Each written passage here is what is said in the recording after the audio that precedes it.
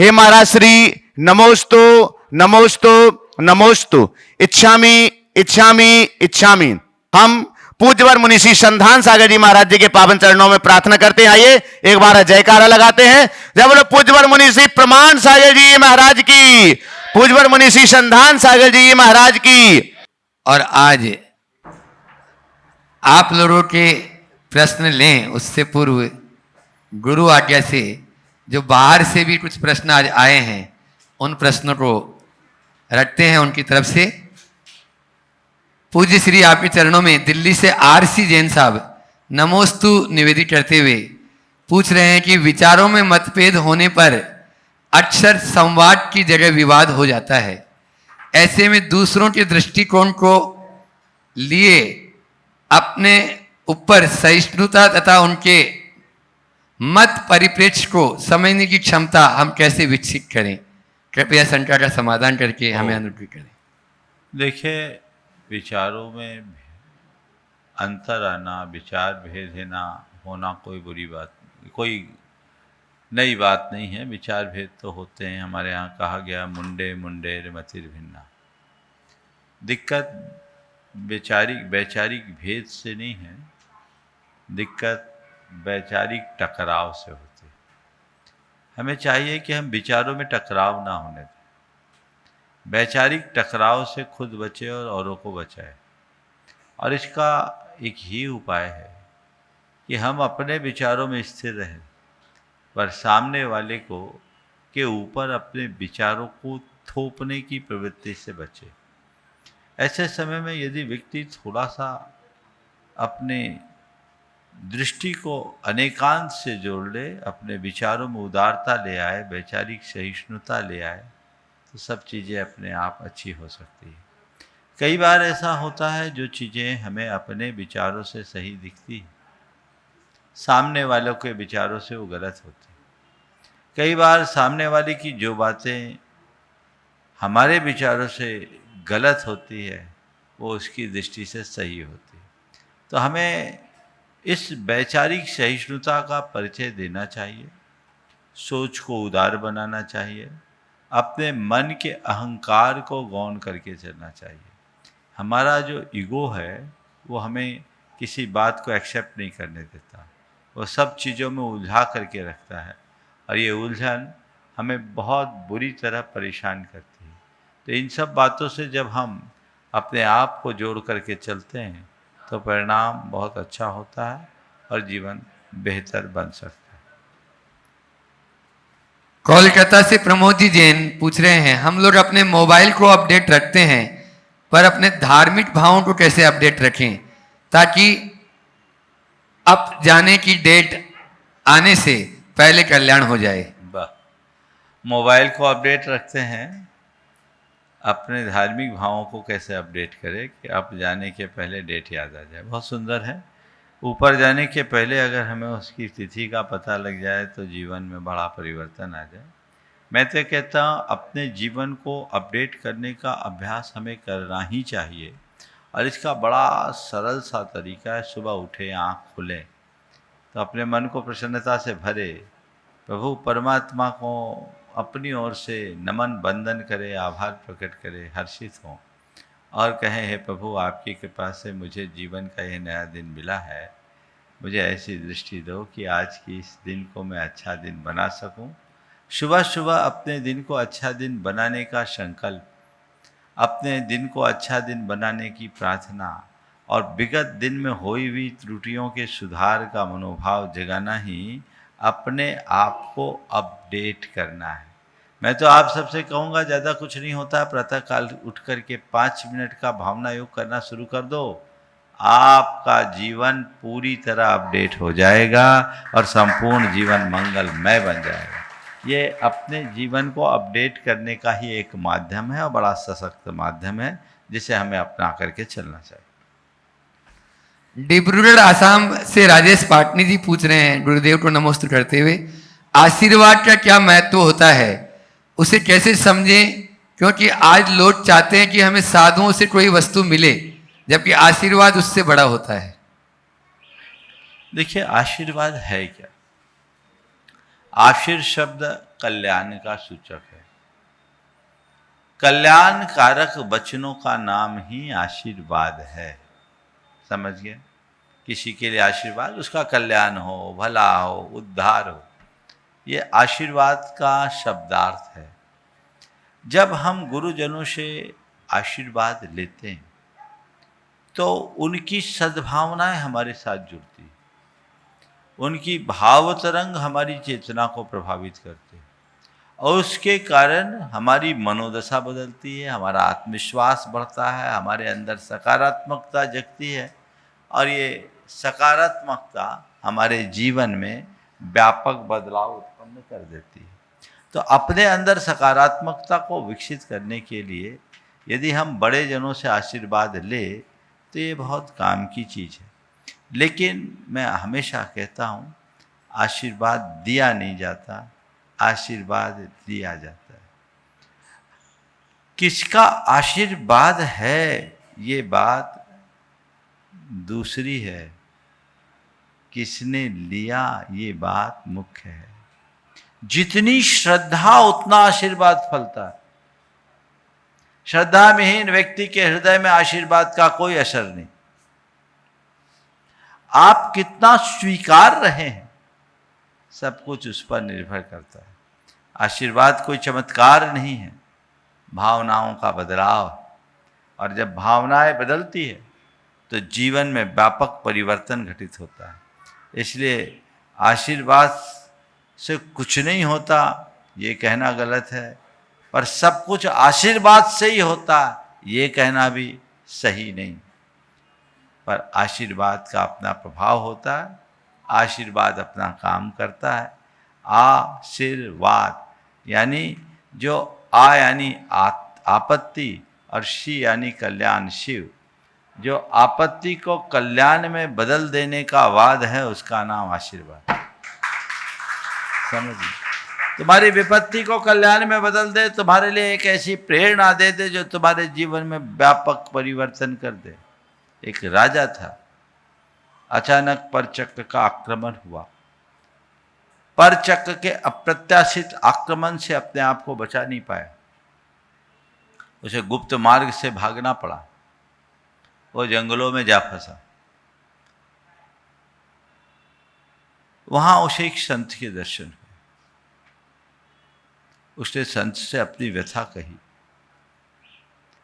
कि मेरा सारा राज्य खो गया, मेरे पास 10-12 सैनिकों की एक छोटी सी टुकड़ी है, मेरे खोए राज्य को मैं पा पाऊंगा, आप आशीर्वाद दो।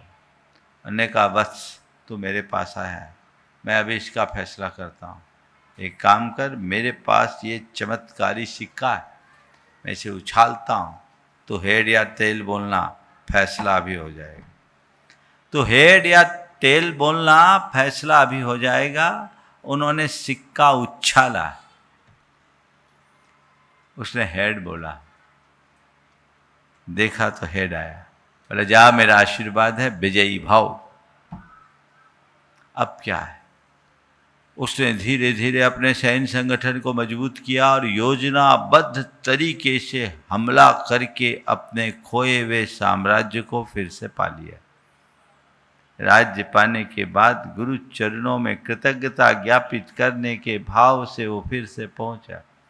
कहा गुरुदेव आपने चमत्कार कर दिया, आपके आशीर्वाद से मेरा खोया हुआ साम्राज्य मुझे फिर से प्राप्त हो गया। गुरु ने कहा ठीक है, एक काम कर, थोड़ा हाथ बढ़ा। हाथ बढ़ाया, उनने अपने उसी झोले में फिर से हाथ डाला और सिक्का निकाला और उसके हाथ में उनने सिक्का रखा। बोले देख क्या है? बोले हेड है। बोले इसको पलटा, वो भौचक्क रख गया, उस तरफ भी हेड था। गुरु के पास जो सिक्का था उसके दोनों तरफ हेड था। संत ने कहा देख मैंने कुछ नहीं किया, मैंने तो केवल तेरे विश्वास को जगाया। तू कहता है मेरे आशीर्वाद से हुआ और मैं कहता हूं ये सब तेरे विश्वास का चमत्कार है। तो जिसके हृदय में विश्वास है उसके लिए आशीर्वाद है, जिसका विश्वास खंडित उसे आशीर्वाद कभी नहीं फलता। इसलिए आशीर्वाद से ज़्यादा महत्व तुम्हारी श्रद्धा का है, इसे समझना चाहिए। आप लोग भी अपने जो सुन रहे हैं वो प्रश्न टीवी स्क्रीन पर जो नंबर चल रहे हैं उन पर भेज सकते हैं ताकि आपका भी नंबर लग सकता है।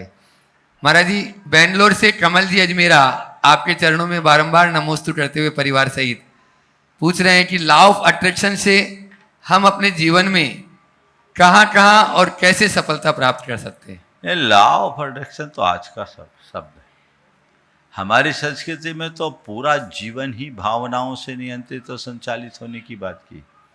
लॉ ऑफ अट्रैक्शन वाले कहते हैं थॉट्स बिकम्स थिंग्स, और हमारे यहाँ कहा गया यद भाव्यते तद भवति। जो हम भाते हैं वैसा जीवन बनता है। निश्चित हमारे भावनाओं का हमारे विचारों पर और विचारों का हमारे जीवन पर गहरा प्रभाव पड़ता है।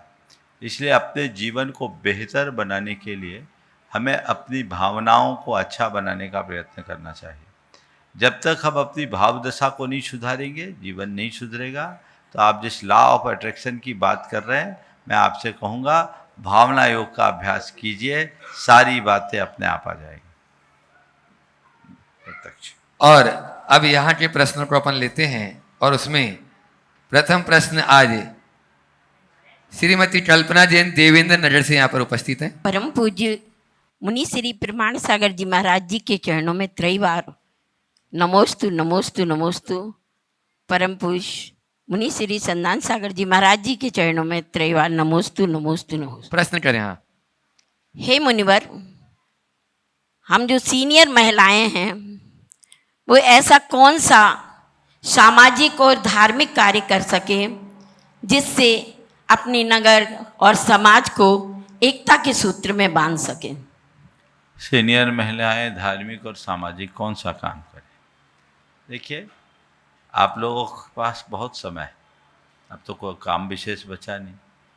तो मैं ये कहूँगा कि जितना बन सके सबसे पहले धर्म ध्यान पर फोकस करो, क्योंकि हम देखते हैं सामाजिक कार्यों में प्रपंच ज़्यादा होते हैं, राग द्वेष ज़्यादा दिखता है। समझ गए? आप सेवा कम कर पाते हैं, आजकल पॉलिटिक्स ज़्यादा हो जाती है। तो पहली सलाह तो मैं ये दूंगा कि हर व्यक्ति को बचपन ज्ञानार्जन के लिए, जवानी धनार्जन के लिए और बुढ़ापा पुण्यार्जन के लिए लगा देना चाहिए। समझ गए? नमस्ते। गुरुदेव कहते थे सीनियर का मतलब ही है सीनियर। समझ गए ना? तो आप सीनियर महिलाएं हैं, सीनियर सिटीजन हैं, सीनियर अपने भीतर की तरफ देखने की कोशिश करो, वो कवायद करो जो जीवन में व्यापक बदलाव घटित कर सके। अपनी दिनचर्या में धर्म ध्यान पर पूरा फोकस होना चाहिए। धार्मिक क्रियाओं और कर्तव्यों के प्रति आपकी दृढ़ता जो बनेगी, आपके जीवन में त्यों त्यों निखार आएगा। ये समझना चाहिए कि अब हमारे पास समय बहुत कम है और यही समय है जो मैं अपने लिए कुछ संग्रहित कर सकूं, कुछ जोड़ सकूं। तो सबसे पहले विशुद्धतया धर्माराधन की प्रक्रिया को अपनाना चाहिए। यदि आप नियमित धर्म ध्यान करने लगेंगे, आपकी भावधारा में भी परिवर्तन आएगा। स्वाध्याय से जुड़िए, उपासना से जुड़िए, व्रत उपवास से जुड़िए, सामायिक का अभ्यास कीजिए, भावना योग कीजिए जो हमारी चेतना को परिष्कृत करे और घर परिवार में अपने परिवार के सदस्यों से एक सहयोगात्मक और समन्वयात्मक संबंध बनाए, संवाद बनाकर जिम्मेदारियां उनको सौंपिए और खुद अपने स्वयं के उत्तरदायित्व को आत्मसात करने का प्रयत्न कीजिए। पहला प्रयास। दूसरा, इसके बाद समय बचे तो सामाजिक कार्यों में सबसे पहला काम पूरे समाज में धार्मिक और सांस्कृतिक चेतना जगाने का करें। आज के समय में मुझे लगता है समाज में सबसे ज़्यादा इसी बात की ज़रूरत है। चेतना दिनों दिन सुप्त होते जा रही है। हम उनके अंदर चेतना जगाएं, उनकी निष्ठा जगाएं तो बहुत बड़ा परिवर्तन होगा। ये तभी होगा जब हमारे साथ हो। आजकल बुरा मत मानना, समाज सेवा के नाम पर यही होता है कि केवल व्हाट्सएप ग्रुपों में अपनी फ़ोटो घुमाना, यही समाज सेवा है। 4 केले बांटते हैं और व्हाट्सएप में उसे प्रचारित कर देते हैं, तो ये समाज सेवा नहीं है। सेवा एक बहुत बड़ा तप है। वो तभी संभव है जब हम आत्मा के स्तर पर लोगों से जुड़ करके काम करें। स्वाध्याय करके अपने आत्मा को जानो, अपने जीवन के प्रयोजन को पहचानो, उसी अनुरूप लक्ष्य बना करके चलो और पुरुषार्थ जगाओ, तो आप सेवा करोगे, उसे अपना तप मान करके करोगे। सेवा का अहंकार नहीं होगा, केवल एक कर्तव्य की भावना जुड़ेगी। यदि ऐसे मनोभावों के साथ समाज सेवा का कार्य करते हैं तो बहुत बड़ा काम होगा। हम धर्म प्रभावना के लिए, सामाजिक और धार्मिक चेतना को जगाने के लिए, सांस्कृतिक चेतना को जगाने के लिए हम कुछ उपक्रम करें, और साथ ही हमारे समाज में यदि कोई कमज़ोर व्यक्ति है तो उनको हम हर प्रकार का सहयोग दें, संरक्षण दें, उनके संवर्धन में कोई ठोस उपक्रम करे तो बड़ा सार्थक काम हो सकता। नमोस्तु महाराज श्री, नमोस्तु महाराज। श्रीमती सुनीता जी जैन कुप्पी परिवार। मेरे आराध गुरुदेव के चरणों में कुप्पी परिवार का सादर नमोस्तु नमोस्तु नमोस्तु। छुल्लक जी के चरणों में इच्छा में। हे गुरुदेव, मेरी शंका है कि गृहस्थ जीवन में रहते हुए राग द्वेष आदि भाव होते हैं, जिससे कर्मों का बंध होता है, और इन राग द्वेष भाव कम हो जाए, उस इष्ट की प्राप्ति हो, इसके लिए मैं क्या उपाय करूं? शंका का समाधान कीजिए। राग देश कम हो जाए उसके लिए क्या करें? सारा उपदेश ही तो उसी के लिए, जो हम लोग कहते करते जाओ, कम हो जाएगा। एक ही ध्येय बनाओ, मुझे राग देश कम करना है, सब ठीक होगा। चलो। नमोस्तु। श्रीमती सपना जी काला, विक्की विकास विनीता छाबड़ा, काव्य कुशाल जी छाबड़ा यहाँ पर उपस्थित है। एक बार जोरदार तालियों से इस पूरे परिवार का स्वागत अभिनंदन करें। और मैं चाहूँगा वहीं पर जाकर महावीर जी सिंगई जो गुणायतन की ट्रस्टी हैं, और साथ में ही अमित जी उनारसी परिवार गुणायतन ट्रस्टी, वहीं जाकर उनका सम्मान कर देंगे। प्रश्न करें। सबसे हाँ, पहले हो सम्मान करने वालों को मैं खुद सम्मान देना चाहती हूँ, और आप सभी का बहुत बहुत धन्यवाद। गुरुवर के चरणों में मेरा बारंबार नमोस्तु नमोस्तु महाराज जी, चामी छुल्लक जी। महाराज जी, भावना योग के माध्यम से मैंने बच्चों को कई बार बोला, आप ज़्यादा नहीं तो 5 मिनट भावना योग कर लो, मन एकाग्र होगा, चित्त एकाग्र होगा। करते हैं, कुछ दिन करते हैं, फिर छोड़ देते हैं, करते हैं कुछ दिन करते हैं, फिर छोड़ देते हैं। लास्ट ईयर जो 12th और 10th के जो रिजल्ट्स है, उसमें बहुत ही ऐसी घटनाएं घटी। किसी ने तो बहुत गलत कदम उठा लिया, किसी ने कुछ कर लिया, किसी ने कुछ कर लिया। अभी भी 10th और 12th के रिजल्ट आने वाले हैं, तो मैं आने वाले समय में बच्चों को ऐसे निराशा ना हो, उसके लिए कुछ आप ऐसा संदेश दीजिए जिससे वे गलत कदम ना उठा सके। मैं ये भावना चाहती हूँ, आप कुछ बोलिए। बच्चों को हमें ठीक तरीके से समझने और समझाने की ज़रूरत है। सबसे पहली बात तो मैं कहूँगा कि अभिभावक बच्चों से ज़्यादा अपेक्षा न रखे और उन पर अतिरिक्त दबाव न बनाए। परिवार का अतिरिक्त दबाव भी बच्चों को परेशान करता है। दूसरी बात, नंबर को महत्व न दे। आज प्रतियोगी परीक्षाओं में उसी को महत्व दिया जाने लगा है जो सबको परेशान करता है। बच्चों से भी मैं ये कहूँगा कि आप किसी प्रतियोगिता में यदि किसी वजह से पूरी तरह सफल नहीं हुए तो उसे अपनी विफलता न माने। हमारे पास बहुत सारे अवसर हैं, जीवन को आगे बढ़ाने के कई रास्ते। हमारे लिए एक रास्ता बंद हुआ, जब तक उसकी अंतिम संभावना हम तब तक प्रयास करें, और अगर वो सफल ना हो तो हम दूसरे रास्ते पर विचार करें। और व्यक्ति को एक बात समझना चाहिए कि हम केवल पढ़ाई के लिए जोर न दें, अपने जीवन की स्थिरता पर जोर दें। यदि बच्चे आध्यात्मिकता से जुड़ते हों, गुरुओं के प्रवचनों से जुड़ते हों, नियमित भावना योग करते हों, तो उनमें अंदर से आत्मबल बढ़ेगा, मनोबल बढ़ेगा और वो अपनी स्थिरता को घटित कर पाएंगे। नमोस्तु महाराज जी। अगला प्रश्न करेंगे आनंद अंकित जी, अमिता जी सराफ परिवार जो गुणायतन के ट्रस्टी हैं। नमोस्तु गुरुदेव, नमोस्तु। गुरुदेव, मेरा प्रश्न ये है कि संस्कृत में 2 वाक्य हैं, एक है जननी जन्मभूमिश्च स्वर्गादपि गरीयसी, और दूसरा वाक्य सत्यमेव जयते। कभी कभी ऐसा भी देखने में आया है कि ये दोनों के दोनों आमने सामने, 2 पक्ष आमने सामने पूर्व में खड़े हुए हैं। इस दौरान अगर जैसे कोई हानि होती है, कुछ कर्म होते हैं, तो इसमें किसके कर्म ज्यादा श्रेष्ठ हैं? देखिए, जननी जन्म भूमिश्च स्वर्गादपि गरीयसी और सत्यमेव जयते, ये दोनों अलग अलग संदर्भ में प्रयुक्त अलग अलग सूत्र वाक्य हैं और दोनों अपनी अपनी जगह उपयोगी। इन दोनों का एक दूसरे से कोई संबंध नहीं। समझ गया?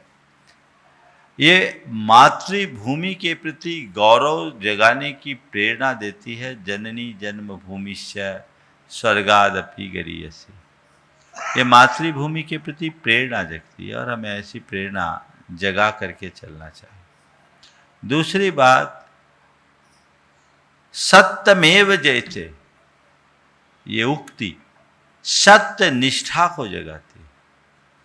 तो मातृभूमि के प्रति श्रद्धा और सत्य के प्रति निष्ठा हमारे जीवन की उन्नति के लिए सबसे आवश्यक तत्व है। जिस व्यक्ति को अपनी मातृभूमि के प्रति निष्ठा ना हो, श्रद्धा ना हो, और जिस व्यक्ति के हृदय में सत्य के प्रति निष्ठा ना हो, वो यूं ही भटक जाएगा, उसका जीवन तबाह हो जाएगा। गुणायतन के शिरोमणि संरक्षक प्रेमचंद जी प्रेमी और द्रविड़ महासंघ के यशस्वी अध्यक्ष एक बार जोरदार ताली बजा दी इनके लिए भी, जो हमेशा अहर्निश जीव दया में लगे रहते हैं। और उसके बाद में तैयार रहेंगे सीए संकल्प दिवाकर जी भोपाल। मुनिद्वय के चरणों में बारंबार नमोस्तु, छुल्लक महाराज जी के चरणों में एक क्षामी। मुनिश्री प्रतिकूल कारण मिलने पर भी समता कैसे बनाए रखें और चरित्र का पालन कैसे करें? प्रतिकूल कारण मिलने पर भी क्षमता कैसे बनाएं और अपने चरित्र का पालन कैसे करें? देखिए, कितने भी प्रतिकूल कारण हों, अपने मन की स्थिरता या समता बनाए रखना है तो 4 बातों को ध्यान में रखें। सबसे पहली बात, सोच को सकारात्मक बनाएं, यानी प्रतिकूल की अनुकूल व्याख्या करें, अपने दृष्टिकोण को परिवर्तित कर लें। जो चीज़ें हमें उल्टी दिख रही है, हम उसकी सीधी व्याख्या करना शुरू कर दें, हमारे मन में स्थिरता हो। दूसरी बात, कभी भी कोई प्रतिकूल परिस्थिति आए तो हम अपने मन में सदैव आशावादी दृष्टि रखें। ठीक है, आज प्रतिकूलता है, कल अनुकूल होगा, अभी रात है, प्रभात होगी। ये सोच हमारे मन में स्थिरता लाती।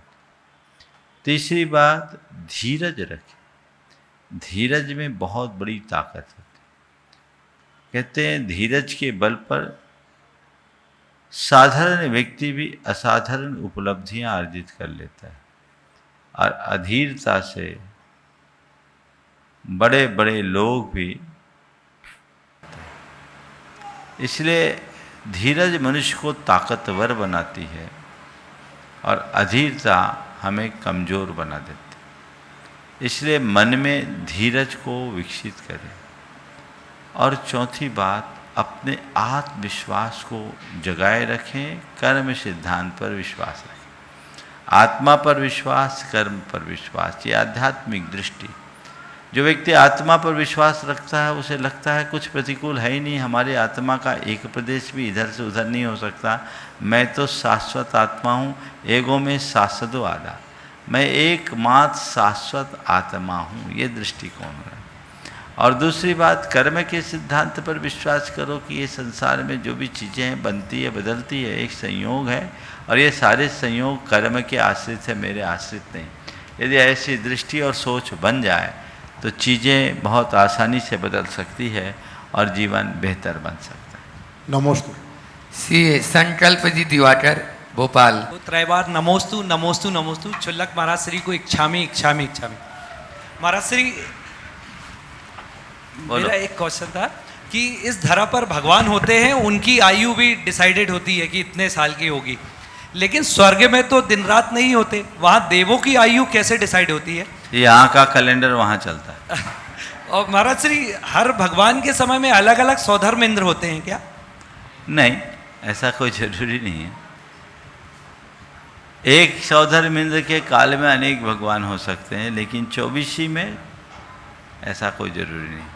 अगर आयु के हिसाब से हम देखें तो हमारे अंतिम तीर्थंकरों का काल संख्यात वर्ष के अंतर्गत है। इसमें मुझे लगता है वो बल्कि 3 क्या 5 तीर्थंकरों का काल संख्यात वर्ष में है। तो मुझे लगता है कि हो सकता है कोई सौधर्मेंद्र ऐसा हो कि अधिक से अधिक तीर्थंकरों का। सौधर्मेंद्र की 2 सागर की आयु होती है, अधिकतम 2.5 सागर मान ले। तो इतनी आयु वाला इंद्र उस अवधि में जितने भी तीर्थंकर हो उनका कल्याण कर सकते। अमित जी, शिल्पी जी, उनारसी परिवार। महाराज जी के चरणों में बारंबार नमोस्तु, छुल्लक जी के चरणों में इच्छामी। महाराज जी, आज मेरा ये प्रश्न कम एक ऑब्जर्वेशन ज़्यादा है। मैं कर्म से एक सॉफ्टवेयर प्रोफेशनल हूँ, तो मेरा टेक्नोलॉजी के तरफ हमेशा थोड़ा झुकाव ज़्यादा रहता है। परंतु रिसेंट टाइम्स में मैंने एक चीज़ ऑब्ज़र्व करना शुरू की है। यूट्यूब जो बहुत अच्छा एक माध्यम है, आज से 20 साल पहले जब हम लोग पढ़ाई करते थे, हमारे पास कोई साधन नहीं था कि हम जाके चीज़ें देख सके कि प्लैनेट्स कैसे होते हैं और फिज़िक्स कैसे काम करता है और केमिस्ट्री कैसे काम करता है। आज यूट्यूब पे वो सब उपलब्ध है। तो बहुत अच्छा माध्यम है सभी बच्चों के लिए या हमारी एज की कोई भी प्रोफेशनल्स के लिए कोई भी चीज़ पढ़ने के लिए। परंतु क्या देख रहा हूँ कि जो ये चैनल्स की होड़ लग गई है और सो कॉल्ड इन्फ्लुएंसर्स हर दूसरे दिन आ रहे हैं, तो यूट्यूब नॉलेज की बजाय एक पैसा कमाने का, इजी मनी कमाने का साधन बनते जा रहा है। बहुत सारे लोग प्रोफेशनल्स अपनी जॉब्स छोड़ छोड़ के यूट्यूब चैनल्स बनाने में लग गए हैं, या कुछ बच्चे ये सोचने लगे हैं कि यूट्यूब एक ज़्यादा अच्छा ऑप्शन है पढ़ाई करने के बजाय। तो हमारी जनरेशन और आगे हमारी कंट्री के लिए भी यह बहुत घातक सिद्ध हो सकता है, क्योंकि हमारी जो आगे की जनरेशन है वो इस गलत डायरेक्शन में ना जाने लगे। बहुत ही गंभीर मुद्दा आपने उठाया। मैं सभी से ये कहूँगा, यह सब आत्मघाती कदम। आज अच्छा लग रहा है लेकिन कल ये अच्छा नहीं हो सकता। इसका परिणाम सदैव घातक रहा और घातक ही रहेगा। लोगों को समझना चाहिए कि ये टेक्नोलॉजी है। टेक्नोलॉजी की लंबी उम्र नहीं होती, रोज़ बदलती है। आज यूट्यूब है आपके सामने, पर कितने दिन तक चलेगा कह नहीं सकते। अब तो एआई के युग में हैं, और एआई के माध्यम से तो अब बहुत सारे काम होने लगे हैं। सब बेरोजगार हो जाएंगे। सारा काम तो आपका एआई कर देगा, आदमी का क्या होगा? उस दिन वे लोग सब निकम्मे हो जाएंगे जिस दिन आर्टिफिशियल इंटेलिजेंस पूरी तरह समाज में छा जाएगा। अगर आपको अपने आप को सुरक्षित रखना है तो सबको एक ही काम करना है, वह है कला और गुणों का विकास। ये आर्टिफिशियल इंटेलिजेंस की बात नहीं है, उसको तो आपको मैनुअली ही करना होगा, खुद करना होगा, जो आपका अपना क्रिएशन है। तो वो क्षमता लोगों में आनी चाहिए। मैं बच्चों को कहूँगा कि उन्हें अपना ध्यान अपने अध्ययन पर देना चाहिए। और जहाँ तक प्रोफेशन है, तो प्रोफेशन में भी ऐसे ही विकल्प का चुनाव करना चाहिए जिसमें स्थायित्व। ये चीज़ें आज है कल बदल जाएगी, तो फिर क्या करोगे? हर 2-5 साल में चीज़ें बदलती है, बहुत तेज़ी से बदलती है ना। तो इन बातों को ध्यान में रखना चाहिए। बच्चों को भी समझाना चाहिए कि हम अल्पकालिक लाभ को न देखें, दीर्घकालिक हितों का ख्याल करें। जो लोग इस अल्पकालिक आकर्षण में उलझ जाते हैं, उनका दीर्घकालिक हित खंडित हो जाता है। इसलिए अपने हितों को साधने की कोशिश करना चाहिए और उसी दिशा में सभी को मिल बैठकर प्रयत्न करना चाहिए। जब तक ऐसा प्रयास और पुरुषार्थ हम नहीं करते, जीवन में कुछ अच्छा नहीं घट सकता। प्रतीक जी लहरी, भोपाल। द्वय गुरुदेव के चरणों में नमोस्तु, महाराज जी के चरणों में इच्छामी। महाराज जी, आगामी 30 तारीख को आपकी असीम अनुकंपा और आशीर्वाद से जिस ऐतिहासिक विद्या प्रमाण गुरुकुलम का शुभारंभ होने जा रहा है, उसके लिए हम आपकी इस दूरदृष्टि के लिए, अनुकंपा के लिए जीवन भर आभारी रहेंगे।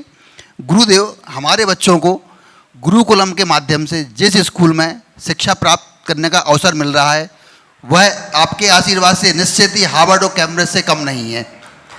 गुरुदेव, आशा ही नहीं पूर्ण विश्वास है कि निश्चित ही आपके मन में बेटियों के प्रति भी कुछ ना कुछ तो होगा, परंतु गुरुदेव इसे शंका कहें या निवेदन कि बेटियों के लिए भी कुछ इस तरह की स्कॉलरशिप योजना शुरू हो जाए तो आपकी अनुकंपा दुगनी हो जाएगी। गुरुदेव नमोस्तु। नमोस्तु। बहुत अच्छी बात है। पहले तो मैं कहना चाहूँगा कि सभी लोग इसे बहुत अच्छे से ध्यान रखें कि आगामी 30 तारीख की तिथि अक्षय तृतीया की तिथि है और वह इस भोपाल शहर के लिए एक नए इतिहास की कड़ी बनने जा रही है और सभी को उसका हृदय से स्वागत करना चाहिए।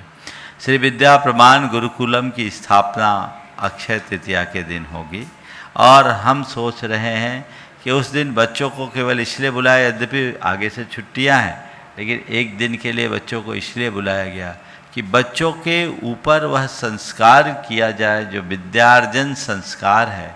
वो बच्चे बड़े भाग्यशाली होंगे जो गुरुओं के माध्यम से ऐसे संस्कार को प्राप्त करेंगे और जो ऐसे संस्कार ग्रहण करके विद्यार्जन करेंगे, उनकी ज्ञानाराधना परिपूर्ण होगी।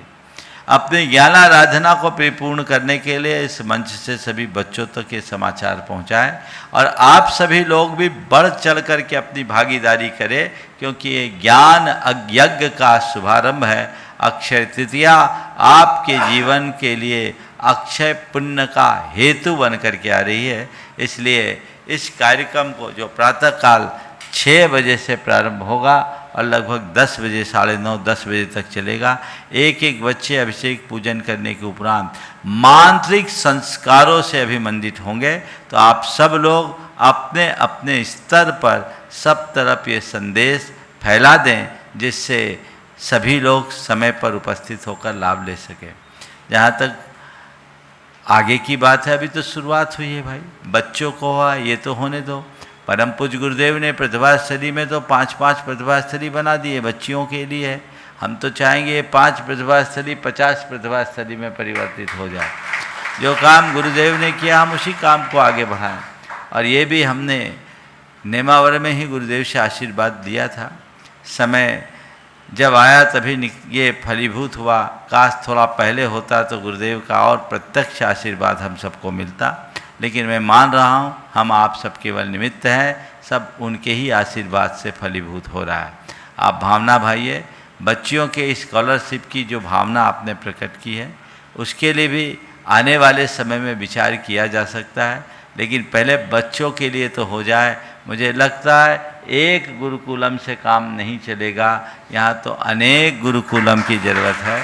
कई जगह ऐसे गुरुकुलम की स्थापना करनी पड़ेगी, तभी ऐसा काम होगा। आप सब लोग ऐसे ही उत्साहित रहिए, सहयोग के लिए तत्पर बने रहिए। आपकी तत्परता ही इन कार्यों को अंजाम देगी। अपने बीच में जबलपुर से डोनायतन ट्रस्टी राजकुमार जी जैन। महाराज जी नमोस्तु नमोस्तु नमोस्तु। क्षामी महिला सम्मान के लिए अनीता जी आ जाएं। अनीता जी सराफ। महाराज जी मेरा प्रश्न ये है, कम बोलो और काम का बोलो, ये इसमें कैसे सामंजस्य बैठाया जाए? कम बोलो और काम का बोलो, बहुत अच्छा सूत्र है। आपने पूछा इसे कैसे चरितार्थ करें। मैं तो कहता हूँ रोज भावना योग करो, यही प्रार्थना करो, प्रतिक्रमण करो, प्रत्याख्यान करो और सामायिक करो। एक छोटा सा अभ्यास। देखिए, एक एक चीज़ के लिए चारों फॉर्मेट हम अपनाएं तो अपने जीवन में बहुत बड़ा परिवर्तन कर सकते। प्रार्थना के क्रम में मुझे कम बोलना है और काम का ही बोलना है। हे प्रभु, मुझ में ऐसी समझ और दृष्टि दे दो कि मैं हित मित और प्रिय वचनों को बोल सकूं, मैं सीमित और सार्थक बोल सकूं, मेरा जीवन सार से जुड़े, मैं बेकार से बच सकूं। ये प्रार्थना है। रोज़ एक्सरसाइज करें और बीते दिन में मैंने कहाँ निरर्थक बोला, कहाँ अधिक बोला, जहाँ अधिक और निरर्थक बोला उसे ध्यान में लाए और उसकी निंदा करें कि मैंने ये जो बोला है गलत बोला, मुझे ऐसा नहीं बोलना चाहिए, आइंदा मैं इसका ध्यान रखूँगा और इसकी पुनरावृत्ति से बचूँगा। ये आपका प्रतिक्रमण है। और उसके साथ साथ एक क्षमापना भी इसी में करें कि मैंने जो कुछ भी गलत बोला, अनर्थक बोला, निरर्थक बोला, मेरे वचनों से यदि किसी को कोई आघात पहुंचा हो, मैं उससे हृदय से क्षमा मांगता हूं, अपनी ओर से उन्हें क्षमा करता हूं, वो मुझे क्षमा करे। ये भाव मन में जगाएं तो ये आपका प्रतिक्रमण हुआ। फिर कुछ संकल्प, मुझे सीमित बोलना है, सार्थक बोलना है, कम बोलना है, काम का बोलना है, सीमित बोलना है, सार्थक बोलना है, कम बोलना है, काम का बोलना है। कम से कम आप 27 बार इसे दोहराएं तो ये आपके अवचेतन मन में बैठेगी, समझ गए। और फिर सामायिक करें। सामायिक करते समय आप ऐसे अपने अंदर ध्यान करें कि मैं एकदम एक शांत सरोवर के किनारे बैठा। सरोवर में पहले तरंगे हैं और वो तरंगे धीरे धीरे शांत हो रही। जैसे तरंगे शांत हो रही है वैसे मेरे मन की तरंगे शांत हो रही है। मैं बिल्कुल शांत हो रहा हूँ। शांति मेरा स्वभाव बन रहा है, संयम मेरा स्वभाव बन रहा है। और अब मैं उस आत्म नियंत्रण की क्षमता को प्राप्त कर गया हूँ। अब मेरे मुख से कुछ भी निरर्थक और अनर्गल नहीं निकल रहा है। मैं शब्दातीत हूँ, निशब्द हूँ, शब्द से परे हूँ, अशब्द हूँ। ये बात बार बार दोहराएं और अपने मन से कहें, मुझे ऐसे ही शांत स्वभाव को धारण करना है और सीमित सार्थक बोलना है। ये कमांड आप 21 दिन तक नियमित करके देखिए, चमत्कारिक परिणाम आएगा। और इसमें एक चीज़ और जोड़ दे तो और ज़्यादा अच्छा होगा कि जब जब आपको लगे कि मैंने गलत बोला, नोट करिए, और जितनी बार गलत बोला उतनी बार मंदिर में 100 रुपया की पेनाल्टी डालिए, ईमानदारी। ज़्यादा नहीं, 4-5 हज़ार में सुधर जाओगे। करके देखिए। नमोस्तु महाराज जी, नमोस्तु। एक शामी महाराज। अगला प्रश्न कर रहे हैं आस्था जी जैन, भोपाल। समस्त मुनि वरों के चरणों में बारंबार नमोस्तु, समस्त क्षुल्लक जी के चरणों में बारंबार इक्षामि। महाराज जी, मैंने एक न्यूज़ आर्टिकल पढ़ा था जिसमें जैन धर्म और हिंदू धर्म के बारे में बताया गया था। उसमें एक कोट था कि जैन धर्म में विवाह एक सामाजिक व्यवस्था है और हिंदू धर्म में एक संस्कार है। तो मैं आपसे जानना चाहती हूँ महाराज जी, ये किस हद तक सही है कि हमारे श्रमण संस्कृति में विवाह एक संस्कार है या एक सामाजिक व्यवस्था? देखिए, विवाह को संस्कार के रूप में भी लिया गया है। ऐसा नहीं है कि विवाह संस्कार नहीं है। हमारे गर्भान्वय, कर्तान्वय और दीक्षान्वय के संस्कारों में ये संस्कार है, लेकिन ये कॉन्टेक्ट नहीं है, उसकी पूरी विधि है, उस विधि के अनुसार किया जाता है। लेकिन हाँ, हिंदू मान्यता में जिस तरह से उसे एक मांगलिक कार्य किया गया, इसे एक गार्हस्थ्यिक दायित्व को निर्वाह करने का आधार परिभाषित किया है। जिन लोगों को जैन पूरे के पूरे संहिता को जानना है, जैन लॉ को जानना है, एक कृति है जैन विधि, शायद उसके लेखक हैं पुखराज जी या सुरेश जैन, में मुझे ध्यान नहीं आ रहा है, नाम मैं भूल रहा हूँ, अपने से जुड़े हुए व्यक्ति हैं। जैन विधि बहुत अच्छी कृति है, लगभग 500 पेज की कृति है, सबको पढ़ना चाहिए। एक बार ज़रूर मंगवाए, मैंने उसे पढ़ा है और उन्होंने बहुत अच्छे तरीके से सारे जैन रीतियों रिवाजों को जैन धार्मिक मान्यताओं के अनुसार व्याख्यायित किया। गुणायतन ट्रस्टी मुंबई से नीति जी कलवैया। मेरे अनंत उपकारी गुरुवर के चरणों में कोटिशः नमन। इच्छामि महाराज जी। गुरुदेव, आपने कई बार यह अपने प्रवचनों में कहा है कि निमित्तों से अप्रभावित रहना चाहिए। तो मेरा प्रश्न ये है कि उपादान शक्ति को जागृत करने के लिए हम कैसे निमित्तों से अप्रभावित रहने की कला को विकसित करें? 4 बातों के माध्यम से आप बताने की कृपा कीजिए। चार नमोस्तु। बातों की जरूरत नहीं, एक ही बात बताता हूँ। नियमित भावना योग करो और भावना योग की चारों बातों को अपनाओ। सुबह जब उठो सबसे पहले प्रार्थना करो, हे प्रभु मुझे ऐसी दृष्टि दो कि मैं अपने आप में स्थिर रह सकूं, मैं निमित्तों से अप्रभावित रह सकूं, सब प्रकार के उतार चढ़ावों में ठहराव बना सकूं, मुझ में स्थिरता हो, मुझ में क्षमता हो, मुझ में धैर्य हो, मुझ में संयम हो। ये प्रार्थना।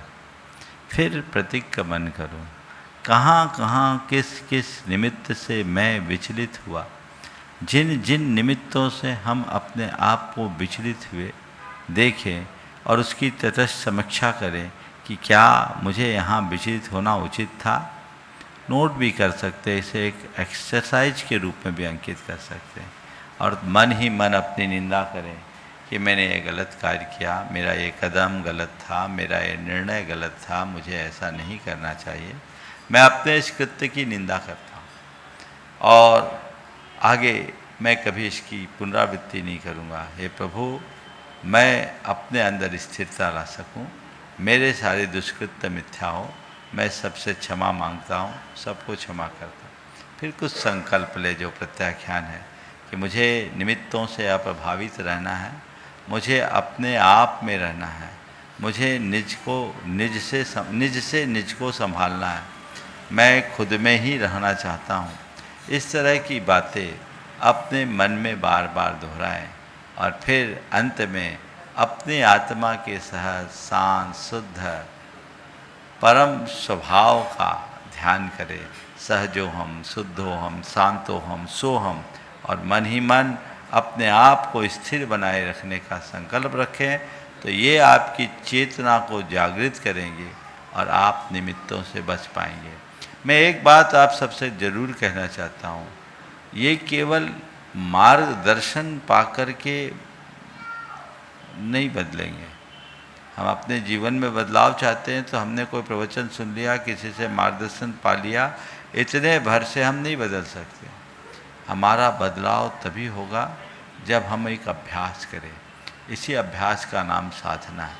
तो हम जो भी बदलाव चाहते हैं उसके लिए सतत प्रयास करने की ज़रूरत है, सतत अभ्यास करने की ज़रूरत है, तभी हम अपने आप को बदल सकें। नमोस्तु महाराज। पुष्पा जी सोगानी जयपुर से अपने बीच में वे अपना प्रश्न कर रही हैं और उनके साथ में हैं अंजू जी जैन गुड़गांव। नमस्तु महाराज श्री, नमस्तु नमस्तु। इच्छा ही महाराज श्री। महाराज श्री आजकल शादी ब्याह के जो 11 साल होते हैं, 25 साल होते हैं, 50 साल होते हैं, तो ऐसे बार बार शादियों के सारी रस्में होती है। उससे भी बढ़ के पहले तो 4-5 दिन में शादियां हो जाती थी, फिर 2 दिन में होने लगी, अब तो 15-15 दिन तक होते हैं। क्या इसमें क्या कितना दोष लगता है, हम जानने वालों को भी कितना दोष लगता है हमारे श्री? अब ये आजकल रिवाज बन गया है ना। ये आजकल ऐसा इसलिए होने लगा है क्योंकि पहले तो शादी आराम से निभ जाती थी, अब निभना ही कठिन होने लगा है। तो लोग सोचते हैं कि फिर से कर लो ताकि हमारा रिन्यूअल हो जाए। तो कितनी बार करें हमारा श्री? वो बार बार रिन्यूअल कराना पड़ता। पहले जो एक बार परमानेंट हो जाए उसको रिन्यूअल कराने की ज़रूरत नहीं। अब मुझे लगता है सब कुछ टेम्परेरी होने लगा, इसलिए रिन्यूअल कराने के लिए तरोताज करते हैं। निश्चित ये एक गलत प्रवृत्ति है और उसमें इस तरह का आडंबर जोड़ना कतई उचित नहीं है। घर में उत्सव करना बुरा नहीं है, लेकिन आनंद उत्सव के साथ उसका स्वरूप सही होना चाहिए। आपका ये सौभाग्य है कि आपने 25 या 50 वर्ष तक सफल दाम्पत्य जीवन पूरा किया और आज के समय में तो जिनका प्रबल पुण्य है वो ही कर पाते हैं, क्योंकि आज के पहले तो प्रकृति छुड़ाती थी, अब विकृति छुड़ाने लगी। समझ गए ना? प्रकृति छुड़ाती थी, जोड़ी टूट जाती थी, विकृति हावी हुई, जोड़ी तोड़ने लगी। तो जो लोग हैं जो प्रकृति और विकृति दोनों के आघातों से बचकर अपनी जोड़ी को टिकाए हैं वो भाग्यशाली हैं। तो तुम्हारा पुण्य है। तो फिर ऐसे जिस पुण्य के प्रताप से तुमने ऐसे मांगलिक, ऐसे अच्छे संयोग पाए हैं, तो तुम्हें उस पुण्य की वृद्धि के लिए प्रयत्नशील होना चाहिए। पुण्यवर्धक क्रियाओं को संपन्न करने से ही अपने जीवन को सफल बनाया जा सकता है। तो जब भी ऐसा कार्यक्रम कोई करते हैं तो उनमें पापात्मक क्रिया करने की जगह पुण्यवर्धक क्रियाएं करना चाहिए। पुण्यवर्धनी क्रियाएं हमारे जीवन के लिए कल्याणकारी होती है, अन्यथा जिस दिन पुण्य छीन होगा हमारे हाथ में कुछ नहीं होगा। और इसमें अनावश्यक आडंबर और रुपयों का अपव्यय कतई उचित नहीं है। लोग भी जाते हैं और उनके विवाह की अनुमोदना करते हैं, तो एक प्रकार की सांसारिक क्रिया का अनुमोदन है जो बहुत ज़्यादा उचित नहीं है। इसमें अतिरंजन नहीं होना चाहिए। हमें संयत रूप में ही अपनी सारी मर्यादाओं को ध्यान में रखते हुए इनका पालन करना चाहिए। समय आप सबका हो गया, यहीं पर विराम। बोलिए परम पूज्य आचार्य गुरुवर श्री विद्यासागर महाराज।